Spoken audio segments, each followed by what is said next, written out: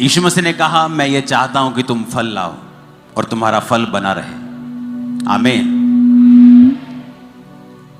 उसने कहा, तुमने मुझे नहीं चुना।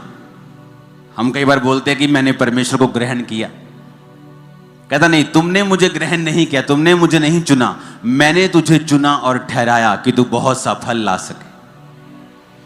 आप जानते हैं परमेश्वर आपको क्यों चुनता है? चलो आप बताओ, परमेश्वर आपको क्यों चुनता है?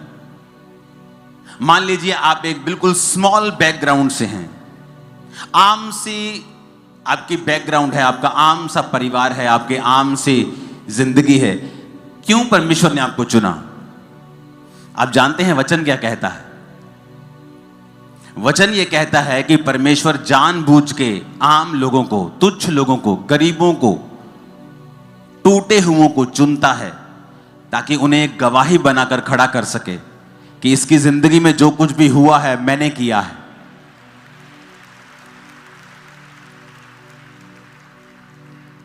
आज मैं ये नहीं कह सकता कि मैं कंप्यूटर इंजीनियर हूं तो मैं बड़ा अच्छा बोलता था, परमेश्वर ने मुझे चुन लिया।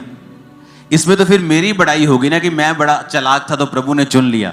जब मैं परमेश्वर में आया हूं, मैं मेंटली अपसेट था, आम लोगों में बैठकर बात भी नहीं कर सकता था, बिना दवाई और नशों के नहीं जी सकता था। प्रीच करना तो दूर की बात, आम लोगों में कन्वर्सेशन जब होती थी कि मेरे दादाजी को हार्ट अटैक हो गया, मेरी नानी मर गई, मेरी नानी को बीमारी हो गई, तो मेरे को अटैक्स शुरू हो जाते थे, मैं उनमें बैठ नहीं पाता था। तो परमेश्वर ने कहा, मैंने जगत के निर्बलों को, जगत के तुच्छों को चुन लिया ताकि उनको जो अपने आप को कुछ समझते हैं उनको मैं शर्मिंदा करूं तुम लोगों के जरिए, तुम लोगों के द्वारा। इसका मतलब परमेश्वर जब आपको चुनता है वो इसलिए आपको चुनता है कि परमेश्वर आपकी जिंदगी में कुछ बड़ा काम करना चाहता है। उसने आपको फालतू में नहीं चुना। अभी आप जाते जाते अपने घर में जब जाएंगे तो आप पूरी, अगर सब्जी लेनी है तो पूरी रेडी उठा के नहीं ले जाएंगे आप। आपको पता है ये खराब हो जाएगी। मैं जितनी खाना चाहती हूं मैं उतना ही लेके जाऊंगा। तो परमेश्वर ने भी फालतू में आपको नहीं सिरजा है, उसने फालतू में आपको नहीं बनाया है। ऐसे लोग भी मैंने देखे हैं अपनी लाइफ में, आप उन्हें इंटरनेट पे सर्च करें आपको मिल जाएंगे, जिनके दोनों हाथ नहीं थे, दोनों पांव नहीं थे। अब शैतान उन्हें पूछ सकता है कि तेरे को परमेश्वर ने फालतू ही बनाया है तो तेरा क्या काम है? तेरा ना तेरे हाथ है ना तेरे पांव है, तो क्या तेरी नरक जैसी जिंदगी है? कुछ तू कर नहीं सकता, चल नहीं सकता, उठ नहीं सकता, खा नहीं सकता अपने आप, तू कुछ नहीं कर सकता। लेकिन परमेश्वर ने आज उसे दुनिया के टॉप प्रचारकों में से एक प्रचारक बना दिया है। आई थिंक निक नाम है उसका, आप जाके गूगल पे सर्च करना। तो यानी आपकी कंडीशन कैसी भी हो, परमेश्वर ने आपको बड़े काम करने के लिए चुना है। आप किसी भी निचली पोजीशन पे हो, कहीं भी हो, आपकी कंडीशन जितनी मर्जी बुरी हो, लेकिन एक बात पक्की है, परमेश्वर ने आपको बड़े काम करने के लिए चुना है। ये पहले दिमाग में बिठाना पड़ेगा, हां या ना। ये दिमाग में जब बैठ जाएगा कि परमेश्वर ने मुझे बड़े काम के लिए चुना है, अब करना क्या है? अब मुझे परमेश्वर के पीछे पीछे चलना है। एकदम से नहीं होगा। यूसुफ 2-4 साल में प्रधानमंत्री नहीं बन गया, दाऊद 2-4 साल में इजराइल का राजा नहीं बन गया। 30 साल की उम्र में वो 12 गोत्रों में से एक यहूदा का गोत्र का राजा बना, और 37 साल की उम्र में वो इजराइल का राजा बना। और जब वो मसा किया गया था राजा होने के लिए, शायद वो 15 से 16 टीन एज के बीच में था वो। तो कितने साल लगे उसे उस दर्शन को पूरा होते हुए देखने के लिए, पर उतने साल क्या किया उसने? उतने साल वो मसे में बढ़ा, अभिषेक में बढ़ा, परमेश्वर के संग संग चलता रहा। दुखी भी रहा होगा, परीक्षाओं में भी रहा होगा, लेकिन उसने परमेश्वर के वचन के साथ कॉम्प्रोमाइज नहीं किया। आज 2 बार वीजा रिजेक्ट हो जाए तो आदमी व्यभिचार करने चला जाता है। 3 बार किसी ने वीजा रिजेक्ट कर दिया तो दारू पीने चला जाता है। उसका परमेश्वर के साथ कोई भी संबंध नहीं है। उसे लगता है कि यही चीजें मेरे लिए आशीष हैं। वो परमेश्वर की उपस्थिति को समझता नहीं है।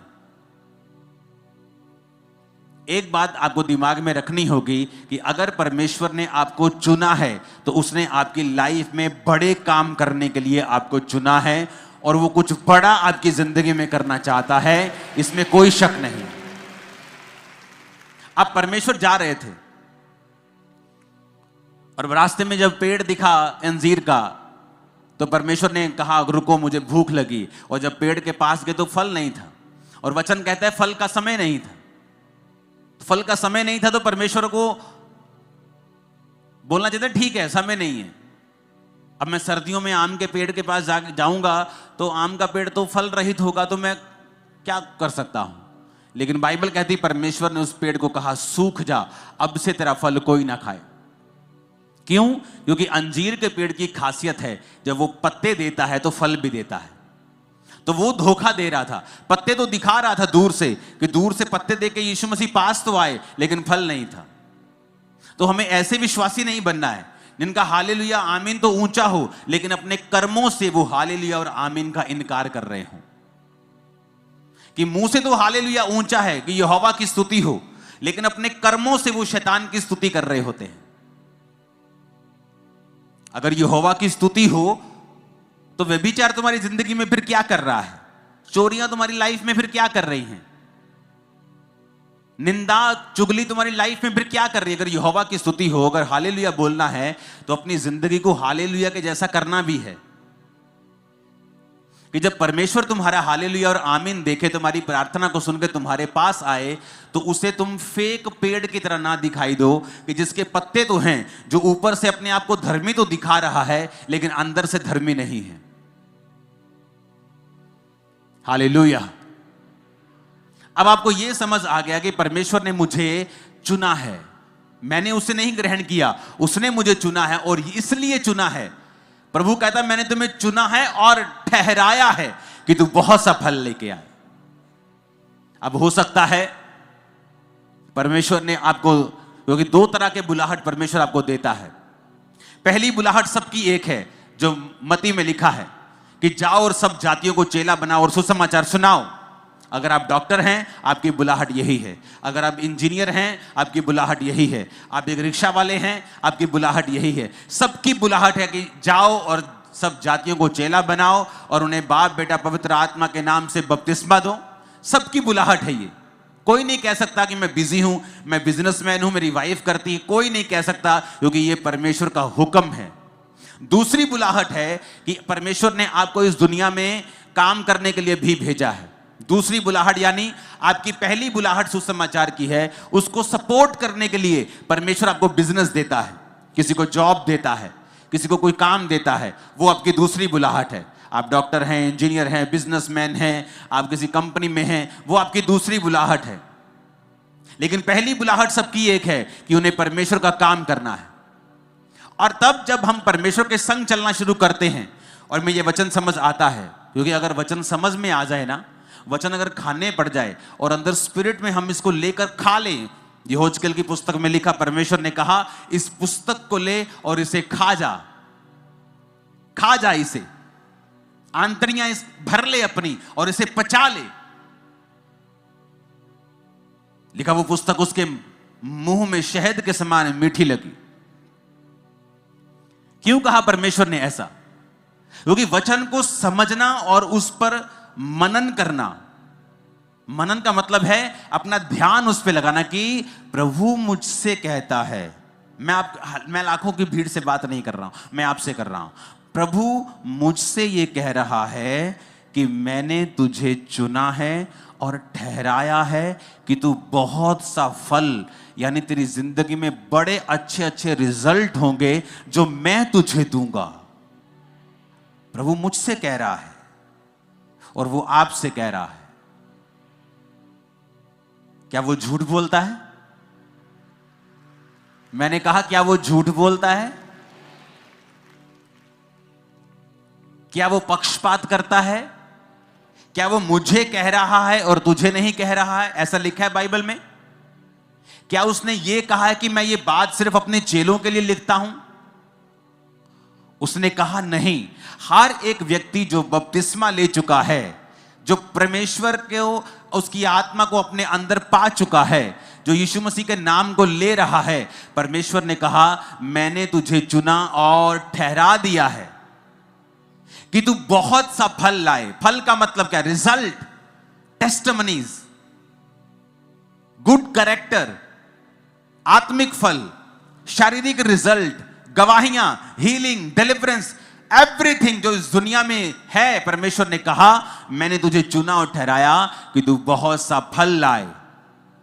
और अगर मैं इस वचन के ऊपर मनन करूं तो कि प्रभु मुझसे कह रहा है इंडिविजुअली, अकेले को मुझे, कि मैंने तुझे चुना, मैंने तुझे ठहराया कि तू बहुत सा फल ला सके। यानी आपकी जिंदगी एक्स्ट्रा ऑर्डिनरी होने वाली है, क्योंकि खुदा ने कहा है कि तू बहुत सा फल लाएगा। उसने ये नहीं कहा तू ठीक ठीक फल लाएगा, तू थोड़ा थोड़ा फल लाएगा, तू गुजारे योग्य फल लाएगा। उसने कहा तू बहुत सा फल लाए, तू इतना फल लाएगा। लेकिन करना क्या होगा? परमेश्वर ने कहा मैंने तुझे चुना और ठहराया। अगर एक पेड़ को फल लाने के लिए आपको बनाना है तो आपको उसे टाइम पर मिट्टी उसकी गोडी करनी होती है, उसको खाद देनी होती है, उसको पानी देना होता है। अगर आपको वो फल चाहिए जो परमेश्वर चाहता है, क्योंकि जब मैं 2004 में 5 में खुदा के दासों से मिलता था तो बोलते थे प्रभु तुझे बहुत इस्तेमाल करेगा, तो मुझे लगता है ये झूठ बोल रहे हैं, ये मुझे तसल्ली दे रहे हैं, इनको पता है कि मुझे पागलपन के अटैक होते हैं, तो जस्ट दे आर काउंसलिंग मी, वो मुझे एक तसल्ली दे रहे हैं, वो मुझे जस्ट एक होता ना कि सिंपथी के कारण किसी को बोला नहीं नहीं सब ठीक हो जाएगा और God will do it and everything will be okay, don't worry. मुझे लगता है ऐसी बातें मेरे साथ ये करते हैं लोग ताकि मैं प्रभु में बना रहूं, लेकिन मुझे नहीं मालूम था कि जो ये कह रहे हैं वो सच है। तो मैंने वो पूरा कैसे हुआ? परमेश्वर में मैं खड़ा रहा। आंधी तूफान आते हैं, पेड़ बना रहता है, अगर उसकी जड़ें मजबूत हैं वो गिरता नहीं। उसके बाद पानी, यानी परमेश्वर के वचन से अपने आप को हर वक्त फुल रखना। आंधी और तूफानों में परमेश्वर को, उसके वचन को पकड़े रहना और उसे छोड़ना नहीं। फास्टिंग के साथ, प्रार्थना के साथ एक खाद की तरह काम करना, जिस तरह प्रार्थना और फास्टिंग एक खाद की तरह काम करती है, वचन पानी की तरह काम करता है, और धीरे धीरे फिर आप फल लाने लगते हैं। जिस काम के लिए परमेश्वर ने आपको अपने लहू से खरीदा होता है, परमेश्वर उसको जाहिर करना शुरू करता है, फल आने शुरू होते हैं। पहले साल थोड़े, दूसरे साल थोड़े ज्यादा, तीसरे साल और ज्यादा, छठे, सातवें, 10वें साल में आप फलों से भरे हुए होते हैं। ओ आमीन, ऊंचा तो ये फल आपके लाइफ में एंटर कर रहे हैं, फाइनेंस में एंटर कर रहे हैं, परिवारों में एंटर कर रहे हैं, स्पिरिट्स में एंटर कर रहे हैं, सेवकाइयों में एंटर कर रहे हैं, बच्चों की लाइफ में एंटर कर रहे हैं। आमीन, ऊंचा तो ये बरकत तुम्हारी है चर्च। हालेलुया। उसने कहा मैंने तुझे चुना। कोई इंसान नहीं कह रहा है, कोई पॉलिटिशियन नहीं कह रहा मुकर जाएगा, जब पार्टी बड़ी देखेगा इधर उधर तो हो जाएगा। कोई इंसान नहीं कह रहा, खुदा कह रहा है। जैसे किसी कोर्ट में लेके नहीं जाया जा सकता, जिसके ऊपर कोई केस नहीं चलाया जा सकता, जो कभी झूठ नहीं बोलता है। जब आपको मैं बोलता हूं कि परमेश्वर कहता, बाइबल वचन कहती है वो कभी झूठ नहीं बोलता, आपको लगता है जिस तरह मैं झूठ नहीं बोलती उसी तरह प्रभु झूठ नहीं बोलता। नहीं, वो ये बात नहीं कर रहा, वो ये बात नहीं कर रहा। ये कितने का लिया? मैंने ये 200 रुपए का लिया, झूठ बोल दो। मैंने 500 का लिया, आपको लगता है ये झूठ है। हाँ ये झूठ है, लेकिन परमेश्वर उस झूठ के बारे में बात नहीं कर रहा, वो ऊपर का एक सच बता रहा है। पता है क्या? मैं कहता, आप मुझसे पूछो, मैं बोलूंगा ये क्या है, आप पूछेंगे ये क्या है, मैं बोलूंगा ये रुमाल है। लेकिन अगर परमेश्वर कहेगा ये रुमाल नहीं है, ये पूरा एक प्लेनेट है, तो ये झूठ नहीं, जो प्रभु के मुंह से निकला वो सच हो जाएगा और ये यहां से चला जाएगा और पूरा ग्रह बन जाएगा। आप मेरी इसलिए कहते हैं वो झूठ बोल नहीं सकता। क्यों? कि अगर वो बोलेगा तो वैसे ही हो जाएगा। आप एक मनुष्य को अगर परमेश्वर के साथ, आप कितने मेरी बातों को समझ रहे हैं? इसलिए बाइबल कहती है वो झूठ नहीं बोल सकता। क्यों? वो कुछ भी बोलेगा तो हो जाएगा। इसलिए बोलते क्रिश्चियन लोगों को मजाक में भी कई चीजें नहीं बोलनी चाहिए। क्योंकि आपके जो जुबान है, आपके जो वचन हैं, वो आपकी जो बनावट है परमेश्वर ने अपने स्वरूप में की है। आप अपने बच्चों को श्रापित नहीं कर सकते, ये बड़ा शरारती है, ये बड़ा जिद्दी है, ये बड़ा ढीठ है, ये मेरी सुनता नहीं, नालायक है, आप नहीं कह सकते। अगर हमने किसी को ऐसा बोला होता पहले जाके हम कैंसिल करते, प्रभु जो हमने कहा वो कैंसिल है, वो कैंसिल है, वो कैंसिल है, खुदावन आगे से नहीं बोलेंगे, क्योंकि ये बीज की तरह काम करता है। तो पहले मनन करो, अपने अंदर एक वचन को बिठाओ कि प्रभु ने मुझे चुना है, मुझे ठहराया है कि मैं बहुत सफल लेके आऊं। आज के बाद आप जब चलेंगे, सिर्फ पाप आपकी लाइफ में नहीं होना चाहिए। वचन पढ़ना यानी पानी देना, खाद यानी प्रार्थना और उपवास का जीवन अगर आपका होगा, तो आपको ये दिमाग में विजन रखना है कि आप बहुत सा फल लाने वाले हो। Too many fruits, too much, आप बहुत फल लेके आने वाले हो। आमीन। मेरे को ऊंचे वाला चाहिए चर्च। Hallelujah, hallelujah. अब मेरे को यह मालूम हो गया कि परमेश्वर ने मुझसे कहा है कि मैं फल लाऊंगा, मेरा फल बना रहेगा, यह परमेश्वर की मर्जी है। लेकिन उसके लिए मुझे अब दूसरा स्टेप लेना होगा। वो क्या है? परमेश्वर की दी हुई बुलाहट में बने रहना। क्योंकि परमेश्वर जो कुछ कहता है, अगर आप उससे हटकर काम करते हैं तो फिर आप परमेश्वर के फलों में नहीं रह सकते हैं। बाइबल कहती है, योना नबी की पुस्तक 1 अध्याय उसकी 1 आयत में, यहोवा का यह वचन अमित्ते के पुत्र योना के पास पहुंचा, उठकर उस बड़े नगर निनवे को जा और उसके विरुद्ध प्रचार कर, क्योंकि उसकी बुराई मेरी दृष्टि में बढ़ गई है। परंतु योना यहोवा के सम्मुख से तरशीश को भाग जाने के लिए उठा और याफा नगर को जाकर तरशीश जाने वाला एक जहाज पाया और किराया देकर उस पर चढ़ गया और उसके साथ यहोवा के सम्मुख से वो तरशीश को चला जाए। तब यहोवा ने समुद्र में एक प्रचंड आंधी चलाई और समुद्र में बड़ी आंधी उठी कि जहाज टूटने पर था। मल्लाह लोग उठकर अपने देवता की दुहाई देने लगे और जहाज में जो व्यापार की सामग्री थी उसे समुद्र में फेंकने लगे कि जहाज हल्का हो जाए। परंतु योना जहाज के निचले भाग में उतरकर सो गया था और गहरी नींद में पड़ा हुआ था। तब मांझी उसके निकट आकर कहने लगा, तू भारी नींद में पड़ा हुआ क्या करता है? उठ अपने देवता की दुहाई दे, संभव है कि ईश्वर हमारी चिंता करे और हमारा नाश ना हो। तब उन्होंने आपस में कहा, आओ हम चिट्ठी डालकर जान लें कि ये विपत्ति हम पर किसके कारण पड़ी है। तब उन्होंने चिट्ठी डाली और चिट्ठी योना के नाम पर निकली। तब उन्होंने उससे कहा, हमें बता कि किसके कारण ये विपत्ति हम पर पड़ी है। तेरा बिजनेस, तेरा उद्यम क्या है? तू कहां से आता है और तू किस देश और किस जाति का है? योना ने उन भाइयों से कहा, मैं इब्री हूं और स्वर्ग का परमेश्वर यहोवा जिसने जल स्थल दोनों को बनाया है उसी का भय मानता हूं। तब वे बहुत डर गए और उससे कहने लगे, तूने ये क्या किया है? वे जान गए थे कि वो यहोवा के सम्मुख से भाग आया है, क्योंकि उसने आप ही उनको बता दिया था। तब उन्होंने योना से पूछा, हम तेरे साथ क्या करें जिससे समुद्र शांत हो जाए? उस समय समुद्र की लहरें और भी बढ़ती जाती थी। योना ने उनसे कहा, मुझे उठाकर समुद्र में फेंक दो, तब समुद्र शांत पड़ जाएगा, क्योंकि मैं जानता हूं कि यह भारी आंधी तुम्हारे ऊपर मेरे ही कारण आई है। तो भी वो बड़े यत्न से खेते रहे कि उसको किनारे पर लगाएं, परंतु पहुंच ना सके, क्योंकि समुद्र की लहरें उनके विरुद्ध बढ़ती ही जाती थी। उन्होंने यहोवा को पुकार कर कहा, हे यहोवा, हम विनती करते हैं कि इस मनुष्य के प्राण के बदले हमारा नाश ना हो, ना हमें इस निर्दोष की हत्या का दोषी ठहरा, क्योंकि हे यहोवा, जो कुछ तेरी इच्छा से था तूने वही किया है। तब उन्होंने योना को उठाकर समुद्र में फेंक दिया और समुद्र की भयानक लहरें थम गईं। तब उन मनुष्यों ने यहोवा का भय माना और उसको भेंट चढ़ाई और मन्नतें मानी।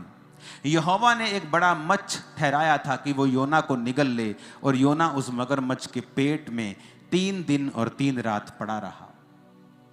अब यहां पर परमेश्वर अपने एक दास को कहता है कि बेटा जा और नीनिवे नगर को जाके उनके बारे में प्रचार कर। तू उनको प्रचार कर कि 40 दिन के अंदर अंदर, जब आप योना 3 उसकी 4 आयत को पढ़ते हैं कि अब से 40 दिन के बीतने पर नीनिवे उलट दिया जाएगा। कि परमेश्वर कहता है कि जा बेटा प्रचार कर ऐसे देश में जाके जो मुझसे मुकर गए हैं, और जा और उनको बता कि वो मन फिराएं और अपना प्रचार कर। और वचन कहता है कि योना यहोवा के सम्मुख से किसी और शहर को भागने के लिए चला। किराया देकर एक सुंदर से क्रूज शिप में चला गया कि चलो नजारे लेंगे, समुद्र के नजारे लेंगे। कौन सेवा करता फिरेगा, ये लोगों के पास जाएंगे, ये लोग सताएंगे मुझे।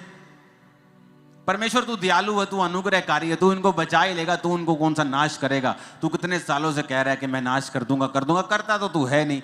परमेश्वर अपने आप बचा लेगा। और ये सोचकर शैतान की बातें उसके मन में आई और वो परमेश्वर के सामने से भाग गया। और जब भागा, जब तो समुद्र में आंधी और तूफान आया। और अगली स्टोरी आपने पढ़ी है।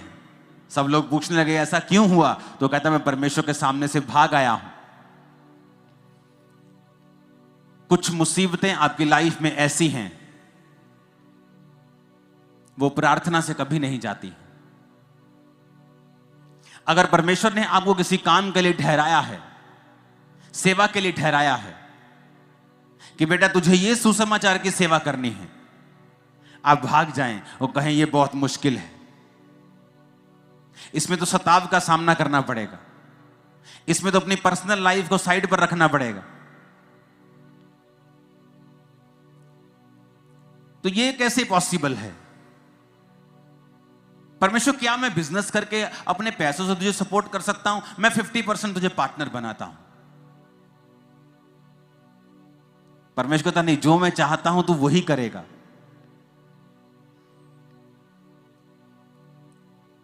इमेजिन करो, जब उसने दिमाग में सोच लिया कि मैं नहीं जाऊंगा, मैं प्रचार नहीं करूंगा, उसे कुछ नहीं हुआ, बल्कि उसे और रिलैक्स फील हुआ होगा। हाँ रिलैक्स, मजा आ गया, थोड़ा बोझ कम हुआ। अपना बैग वैग पैक किया होगा, बड़े मजे से अच्छे अच्छे कपड़े डाले होंगे। क्रूज शिप पर भाड़ा किराया पड़ा है, क्रूज शिप पर गया, भाड़ा वगैरह दिया, बड़ा शिप था, वहां सामग्री भी थी, लोग भी थे, आराम से जाके सोया हुआ है कि जान छूटी। क्योंकि जब लोग गलत स्टेप्स लेते हैं और वो सेवा त्याग देते हैं या प्रभु का दिया हुआ बुलाहट त्याग देते हैं, उनको एकदम से कभी भी तूफान का सामना नहीं करना पड़ा। ये हिस्ट्री बताती है। जब भी कोई व्यक्ति गलत काम करता है, उसे एकदम से कभी भी मुसीबत का सामना कई बार नहीं करना पड़ता है। हां, धर्मी को अगर थोड़ी सी भी वो गलती करे, हो सकता है परमेश्वर अगले दिन ही उसके कान खींच ले और उसको मारे और उसको झिड़के और उसको सुधारने के लिए कुछ भी वो कर सकता है, क्योंकि परमेश्वर देखता है कि ये सुधर सकता है। इसको सुधारो, डंडा मारो इसको, थोड़ा सा इसको हिलाओ, झिंझोड़ो, थोड़ा सा इसको हिलाओ, इसको थोड़ी सी ठीक हो जाएगा ये। लेकिन जो व्यक्ति कई बार कठिन होता है, मुश्किल होता है, जो कठोर होता है, जो मन में ठान चुका होता है प्रभु को बताइए नहीं मानेगा, तो कई बार जब वो जाता है, परमेश्वर कुछ नहीं करता उसकी लाइफ में। उसे लगता है सब ठीक हो गया, मेरा तो वीजा लग गया। लेकिन जब मुसीबत आती है उसकी लाइफ में, उसकी फैमिली की लाइफ में, तब मैं आपको बता देता हूं, ले हैंड से वो मुसीबत खत्म नहीं होगी। आप 40 नहीं, आप 4000 रोजे रख के अपने आप को खत्म कर लीजिए, यह मुसीबत तब भी खत्म नहीं होगी। क्योंकि परमेश्वर यह चाहता था कि तेरे द्वारा एक काम करना, तेरे द्वारा कुछ ऐसा काम करना, ऐसी सेवा करना, एक मूल्य प्रभु चाहता था तुम्हारी लाइफ से कि तू उसकी सेवकाई में दे। उसके बदले में वो तुझे ब्लेस रखता, तेरे परिवार को ब्लेस रखता, सब कुछ अच्छा होता, समय पर तुझे सब कुछ मिल जाता।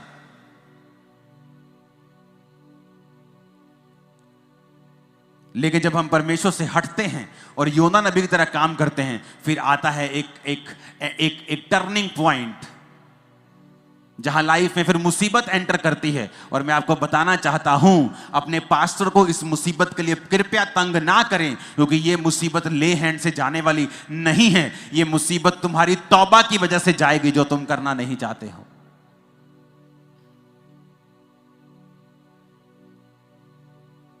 योना कहता, प्रभु अगर आप 2 बाब पढ़ेंगे ना तो लिखा, जब मैं समुद्र की तह तक चला गया, पानी मेरे ऊपर था और मैं मूर्छा खाने लगा, मैं पहाड़ों की जड़ तक जब पहुंच गया, तब मैंने यहोवा की दुहाई दी और उसने एक मगर को भेजा, एक मच्छी को भेजा, जो उसने मुझे निगल लिया। पेट के अंदर पड़ा पड़ा वो 3 दिन रात परमेश्वर की दुहाई देता रहा और परमेश्वर के उस मच्छ ने उसको निगल दिया। हालेलुया।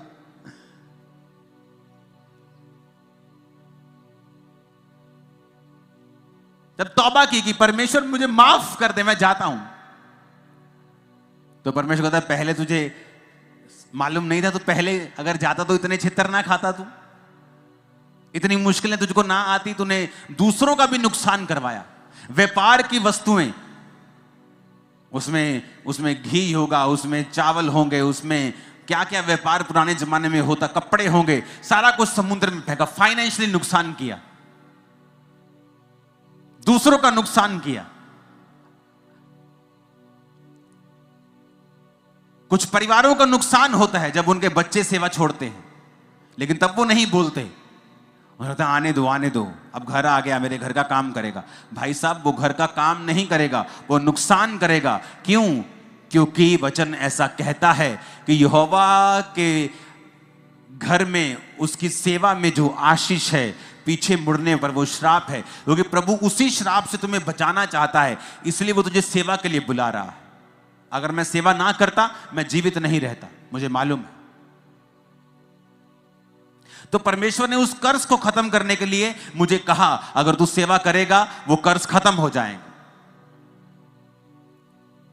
तो शैतान जानता है कि वो कर्ज जो शैतान तुम्हें देना चाहता है वो नहीं दे पाएगा अगर तू यहोवा की बुलाहट को पूरा करेगा। अब किसी के जीवन में बुलाहट कुछ है और किसी के जीवन में कुछ है, और अगर वो अपनी बुलाहट से भागता है, वो अपना तो नुकसान करता भी है, अपने आसपास का भी नुकसान करता है।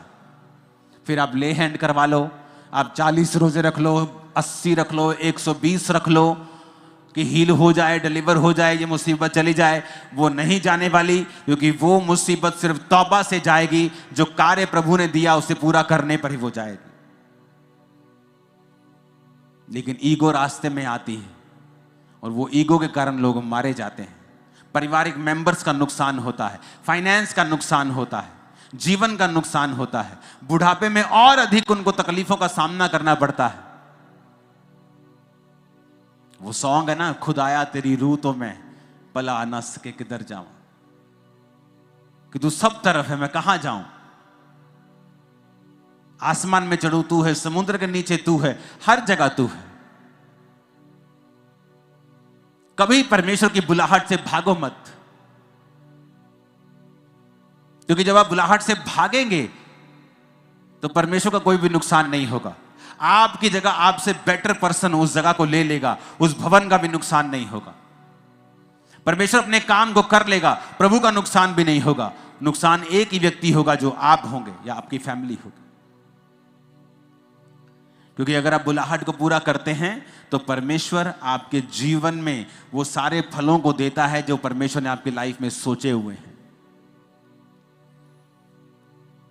हालेलुया।